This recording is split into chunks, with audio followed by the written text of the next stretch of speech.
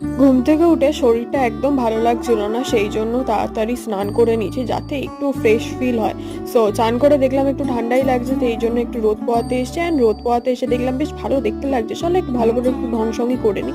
ওদিকে রান্নাতে হচ্ছে কি যে চাপিয়ে দিয়ে এসেছি, সেই ফ্রি টাইমটাই আমি এখন হচ্ছে কি যে বই পড়ছি। বইগুলো আমি কিনি অনেক মাস হয়ে যায়, বাট আমার আর সময় হয় না পড়া। যে সারাদিনে আধ ঘন্টা বের করবো সেটাও যেন আমার হয় না।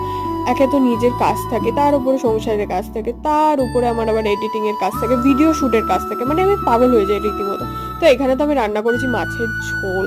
অ্যান্ড চলো তোমাদের ছাদে নিয়ে যাই, কি সুন্দর চন্দ্রমল্লিকাটা ফুটেছে না। পুরো এর পাতাগুলো দেখে মনে হচ্ছে, সরি পাপড়িগুলো দেখে মনে হচ্ছে যেন কেউ যেন এঁকে দিয়ে গেছে তুলি দিয়ে। এত সুন্দর তুলির টান মনে হচ্ছে, কি বলবো। তো যাই হোক, এখানে তো একটু চাঁদ মামাকে দেখে টেকে যাচ্ছি, একটা বন্ধুদের সাথে হচ্ছে মিট আপ করতে। তোমাদের সাথে দেখা হচ্ছে নেক্সট ব্লগে।